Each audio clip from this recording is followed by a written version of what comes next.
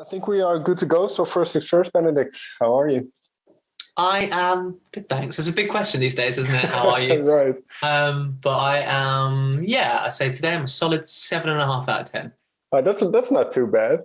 And Yeah. well, in a weird kind of segue, giving yourself a point system. Now, tomorrow the whole Eurovision Song Festival starts, and you have some connection with it. Your sister participated in it, and you toured with Duncan Lawrence, who obviously participated in it as well. Are you going to watch?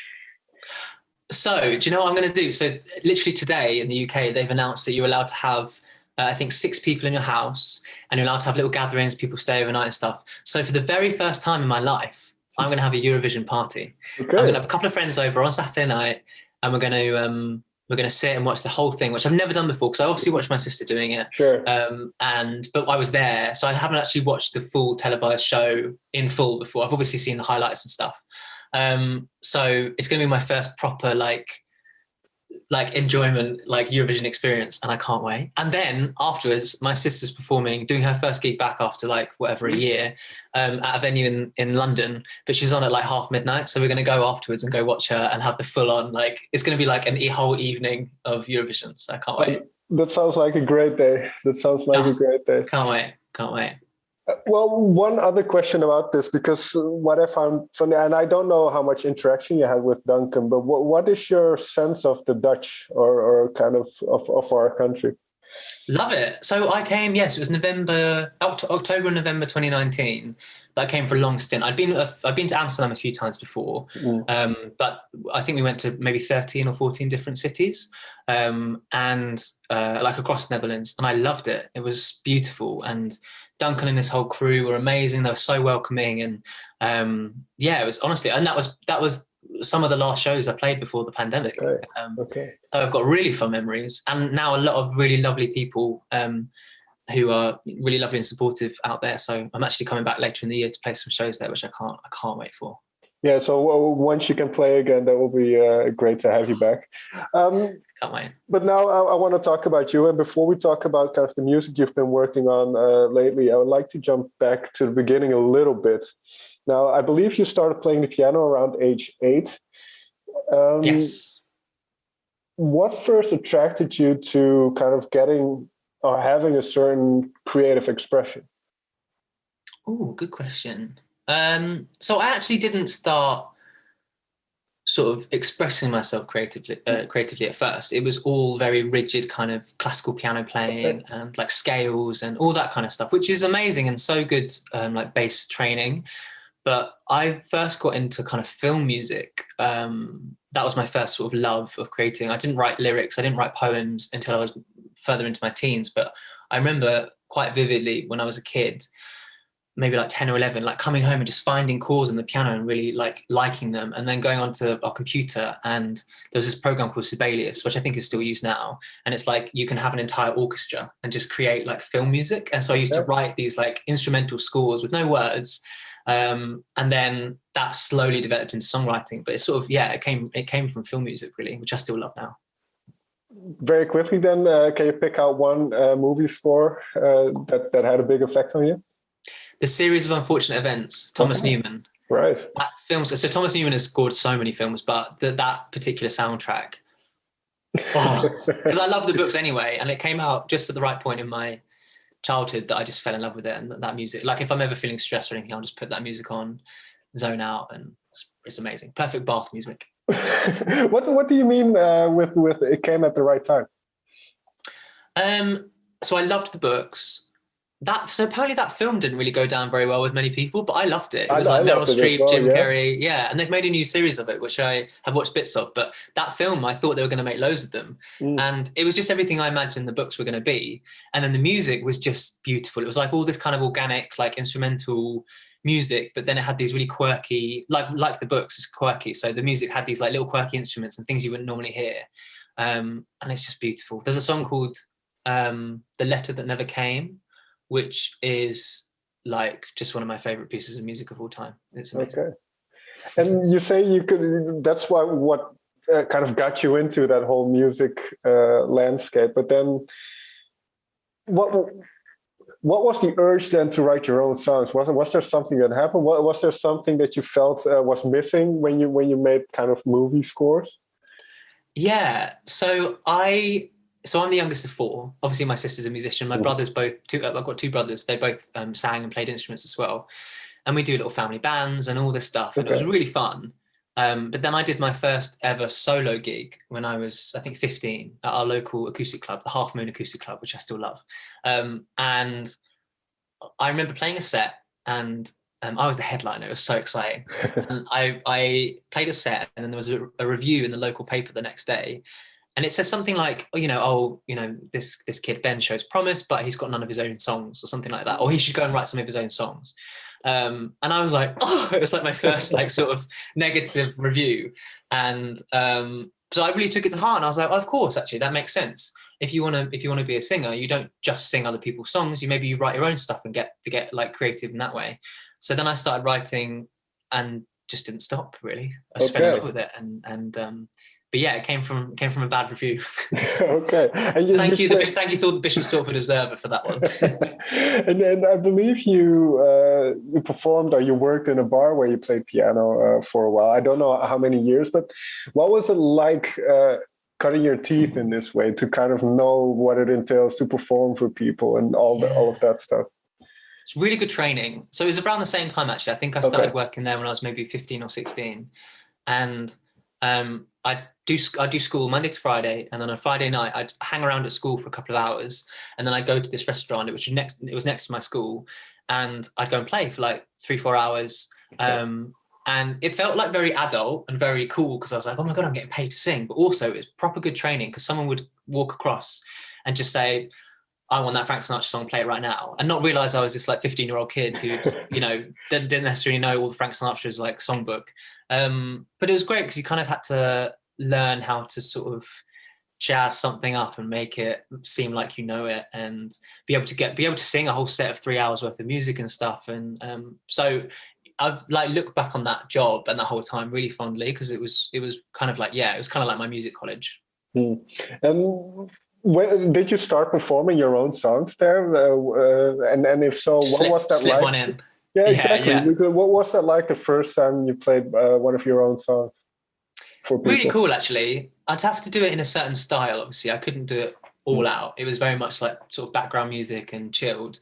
But it was cool, because I was like, oh my God, I'll play like an Ed Sheeran song, and then I'll play a Frank Sinatra song, and then I'll play one of my songs, and then I'll play another song, and people wouldn't know the difference. And that was, and I'd be learning from other people's songs, like how you structure a song and how maybe the chorus rises and the verse is lower and things. So I'd also do this thing where sometimes if it was like a really quiet night, I'd sort of write a song while playing there. Right. And I'd write it, like I'd look at a little couple and be like, I think they're on their first date.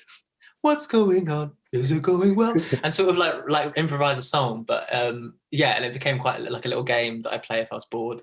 Yeah, with that in mind, what you just mentioned, what have you learned about songwriting from that period in your life? I think a lot about how the greatest songwriters do it, like how, so for instance, I play like an Elton John song, and then I go into a Billy Joel song, and then I go into a Carole King song, and they'd all have like a really traditional structure of like verse, pre-chorus, middle eight chorus or something. Whereas when I first started writing songs, I'd write like a minute and a half verse, and then it'd be like one long chorus at the end of the song, and I wondered why no one liked it.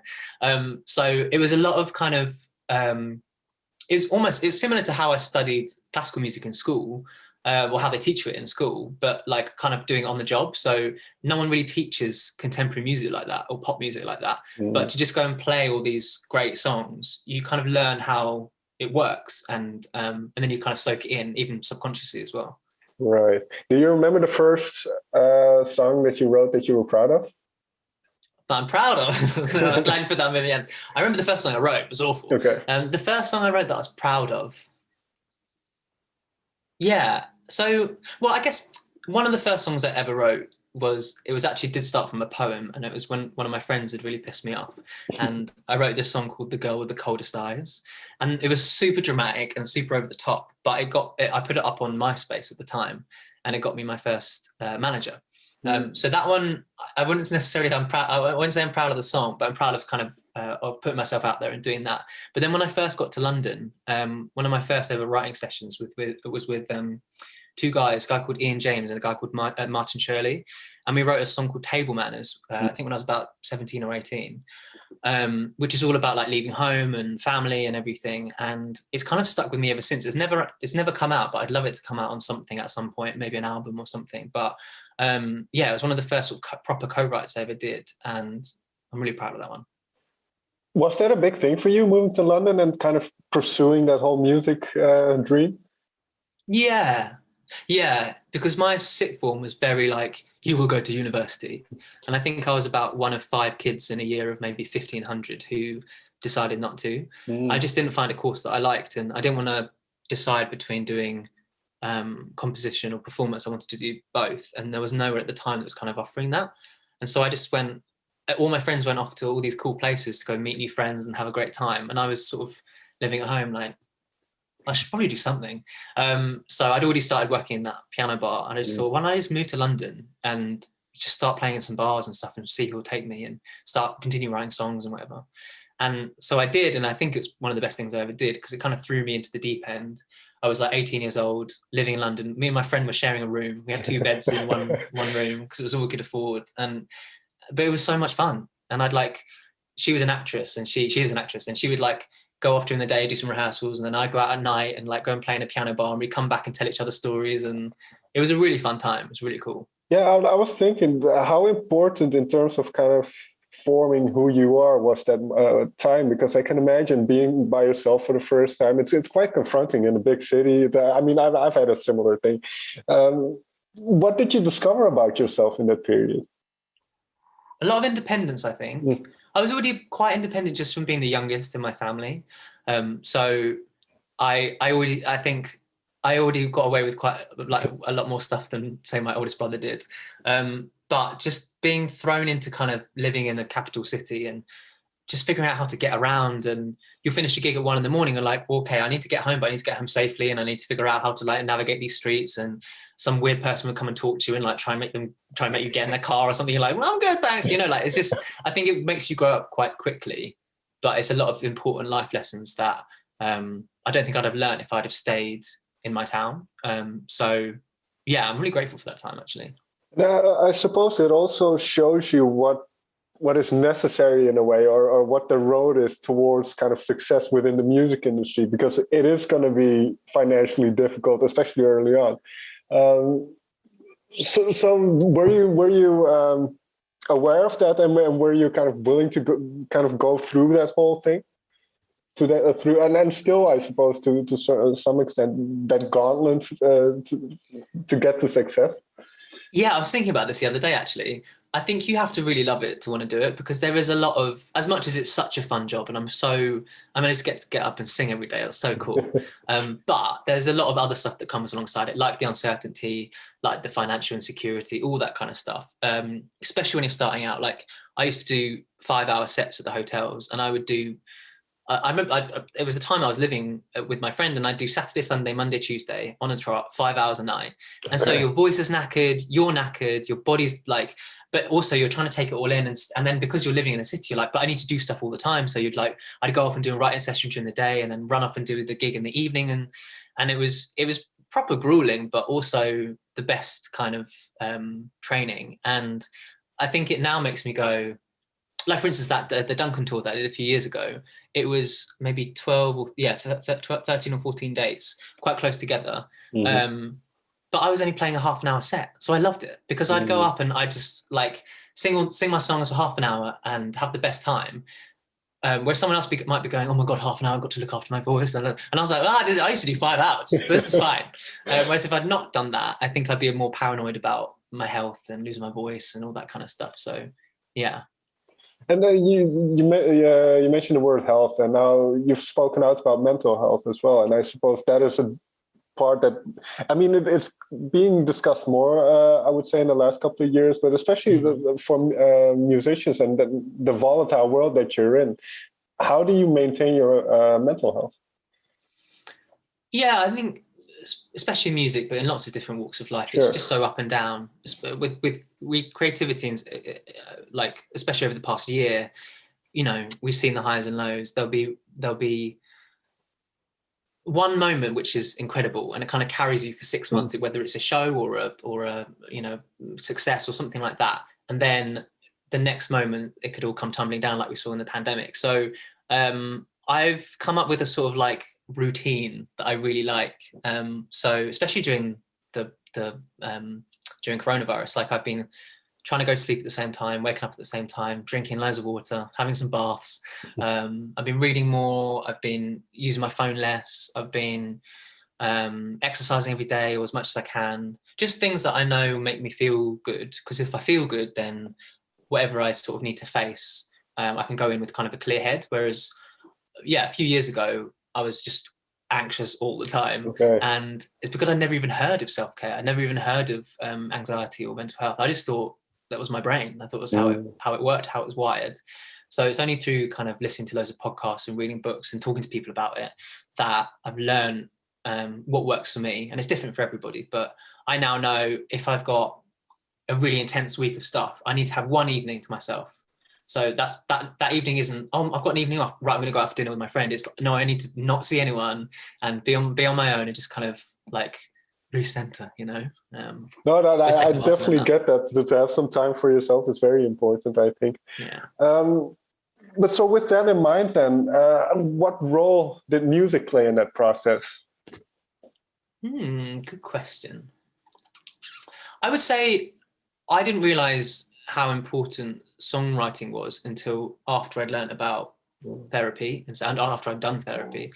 Like going into a songwriting session is literally like a therapy session. And a lot of people say that, but it's because it really is. You walk in with someone that probably doesn't know the people you're talking about. So whether it's a relationship or a friendship or something, you'll go in with this situation that's annoying you or you're happy about or you're angry about.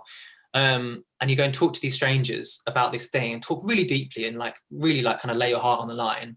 And then you write a song about it and then you leave and you're like, oh my God, that weight is off my shoulders. And that song might never come out, or it might be the worst song you've ever written, or it might be the greatest song you've ever written. But it kind of doesn't matter. Just being there for however long, 8 hours, writing that song, it kind of like releases it into the world. And I didn't realize that until that's what was happening until I started therapy and realized that that's what you do in a therapy session. You walk in with someone who doesn't know the people you're talking about and you just go, I'm annoyed about this, I'm happy about this, I'm anxious about this. And they go, okay. And then you leave that room and you're like, oh my God, I feel like I've left all that baggage in there. And so yeah, I find them, they're really similar in that way, actually. But that's interesting then, because can you, when you delve into your previous songs, can you see kind of what was bothering you at specific times? Yes. Yeah. All the way back to that first one when my friend pissed me off. Yeah, but I don't think like I can sort of trace it through the years, and that's what I like about it. It's almost like a diary. Like I do journal a bit, but occasionally I'll just go and listen to stuff from 10 years ago that I was writing. And even though sometimes I cringe and sometimes it's a bit embarrassing, it's really cool because I'm like, oh my God, that's exactly what I was feeling on, you know, April the 23rd, 2008 or whatever. And it's like a little time capsule. I love it. Right. It's cool. And now today we are in 2021. So you have made a lot of music over the years. And we talked about songwriting in the beginning. How would you say your songwriting has evolved from where you started to where you are now? Oh, good question. So I think I've always written from a personal viewpoint. Like some people love writing songs where it's just the message of the song. I find that really tricky. I find it way easier to write about what's going on in my life day to day. So if I'm happy, I'll write a happy song. If I'm sad, I'll write a sad song. Right. But I definitely soaked up a lot of tips and sort of genres and stuff from people I've worked with. I think if I'd have only written songs on my own for years, I perhaps would have stayed in the same comfort zone. But going into a room with someone who maybe doesn't play piano and can play a beat that I would have picked for myself and go write a song over that. It kind of challenges you, and then you sort of learn from them and you see how they fit melodies together or how they piece their lyrics together and stuff. And you take the bits that you like and you add it to your toolbox. And so now I feel like just after for doing this for a while now, I now can pick up little bits from my toolbox and go like, oh, I remember when Dave taught me that and Sarah taught me that. Do you know what I mean? You kind of put it all together, and it's really fun. Yeah. Right. And so it's a continuous process in a way. You keep learning new things and then expanding your tool set, toolbox. And I hope it never stops. I hope I continue to learn for the next 50 years. But so with the new EP Secrets I'll Never Tell then, because, well, for instance, a song like Lucky Ones is a very personal one. Do you think you could have written that a couple of years ago? Or did you need to go through kind of that development? I think I could have written it, but I don't think I would have felt comfortable releasing it. That one, that one's like super personal. That's one of the most personal ones ever. I think maybe in terms of the actual writing of it, I think I maybe would have let it out onto the piece of paper or onto my phone or something, but I don't think I would have had the confidence to put it out. And I don't think it maybe would have been a fully formed song at that point because I still had a lot of learning to do. But I mean, who knows, actually? It's a tricky one to say. Like, what would that song sound like if it was written 5 years from now? Would it sound completely different? Would it be... I hope it would be, because lyrically I'd be in a different place, and so who knows? But yeah, I guess it's tricky to say, isn't it? Well, let me ask it a little bit differently then. What gave you the confidence to release it now? Therapy and a lot of really nice conversations with like family and friends and stuff. It was actually written about a year and a half ago, I'd say, with two of my best friends who I used to live with, and we just wrote it one afternoon. We were just sort of hanging out and wrote a song, and then it was only afterwards that I went back and listened to it. I just thought, wow, this is really, really like to the bone. This is really personal, really full on. But then I played it to like some people that I really trust, and they were like, you should really put this one out, which I do quite often, actually. I'll just sit down with people and just play them like a whole bunch of demos and go, which one kind of resonates with you, which one kind of hits you, which one doesn't. And I played that one to a few people, and they just said, I think you're ready to put this one out. And also now I feel ready to talk about it as well, because it's, a tricky thing to talk about sometimes as well. Sure. And then I won't pry too much, but I can imagine that a song like this can be very helpful to others who have experienced a similar thing as well. So are you aware, I shouldn't ask it like that, but do you consider kind of the effects music can have on people? I think, I mean, you're welcome to pry as much as you want. Like, I actually really want to talk about this one quite a lot, because I think it's important. But so like the Lucky Ones is basically my life. Well, actually my life up until now, but also my life beyond now as a gay man. So it's me growing up, realizing my sexuality, moving to London, getting into my first relationship, falling out of that relationship. And then it sort of looks into the future and goes like, I wonder what my life will be like in 5 years' time, 10 years' time, where I'll be, how I'll be feeling. And it also kind of says, I really acknowledge that I'm so lucky to have been born into a family with like accepting parents and lovely friends, and also in a country that accepts people like me and stuff. So it's a song where I'm sort of realize how lucky I am and how grateful I am, but also hopefully it'll be comforting to some other people who are maybe 5-10 years behind where I'm at now, in terms of like coming to terms with it and thinking, maybe I can feel like that in 5 years' time. I'm still feeling a bit like unsure about it right now, but maybe in 5 years' time I'll be going, do you know what, I'm grateful for this, and I'm proud of it, and so I think it's important to talk about. Right. And who for you had this role then? Was it, for instance, somebody like Adam Lambert who you've worked for? Yeah, absolutely. Yeah, people like Adam. Loads of people, actually. Elton John, Freddie Mercury, like anyone you can look up to and go, you're living your life authentically and truthfully, and it's just really inspiring, that it doesn't feel like it's filtered or changed at all to kind of be consumed by people, If that, I feel like, I'm sure people have felt that in the past, where they have to go, I'm going to hide this thing about myself so that so that people like me or people accept me or whatever. It's just really cool to see, someone like Adam, someone like Elton John, just going, this is me, take it or leave it.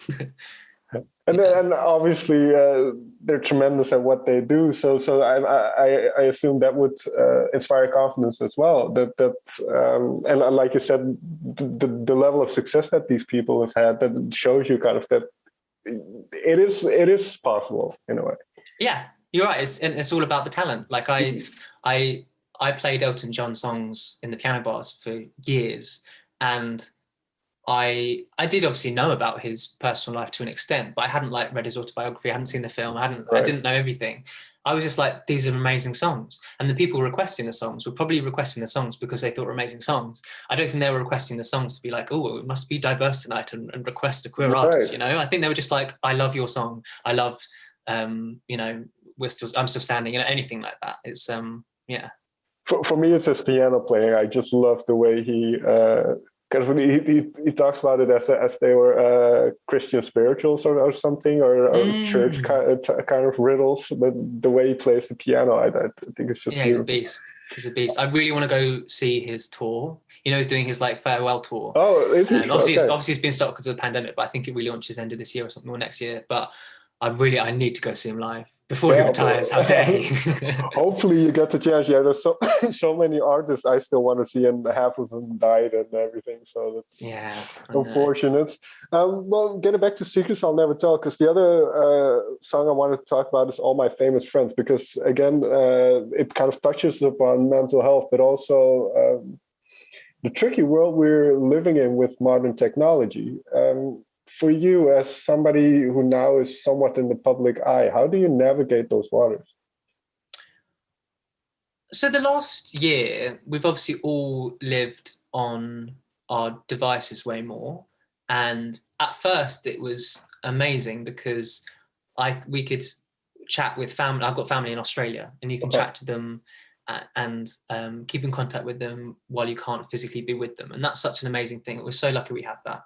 And also to stay connected with people online through doing little live stream performances, and it's been actually a bit of a godsend. But then the flip side of that is, without any human interaction, it can be quite overwhelming, and you're constantly seeing these beautiful images of people being successful or attractive or whatever it is. Sure. And if you're not having a good day, it can just really put you in a bad mood, and then it can put you in a bit of a funk that can last a while. And so that's what All My Famous Friends is about. It's about me going, I need to acknowledge that everything online is kind of a facade, and that I'm just as guilty of it as anyone else. I don't necessarily wake up and go, and if I'm having a bad day, and go, hi everyone, I'm having a bad day. But if I'm having a good day, I'll be sharing bits of it and stuff because I'm happy and I want to share stuff. So it's me kind of acknowledging that it feels like we're all kind of these like online celebrities in our own lives. We're all curating these TV shows where we're sharing filtered parts of our lives, and it's just all a bit weird and dystopian. But I think if you recognize it and know that it's going on, then it's easier to kind of take it in. So I know if I'm having a bad day, just to not look at Instagram, and that's fine. And then if I'm having a good day, I can go on and be happy for people that I think look nicer than me and are successful and whatever. I think it's just kind of acknowledging that that's what it is and taking it for what it's worth. Yeah, like you mentioned earlier, with kind of the schedule or the structure you build into your life, one of the things that you mentioned was trying to not look at your phone all the time, or at least get away from it a little bit, which I think is very healthy, healthy thing to do. My sleep has been bad for years. I wouldn't go as far as saying it's insomnia, but sometimes I can get to sleep, but I wake up at like 2-3 in the morning and just lay there awake for a few hours, and there's no rhyme or reason.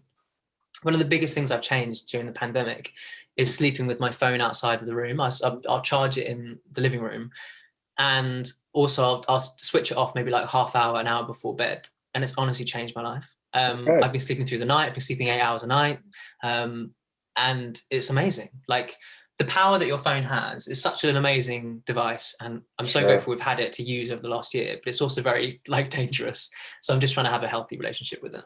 Yeah, it's like you said that there's beautiful things we can do with technology these days, and we can connect with people half a world away. But then the other side is that in my personal opinion, I think we don't have the constitution or the capacity to deal with it correctly yet. We haven't figured it out yet. Yeah, it's such a new thing. We're still learning. We're like, right.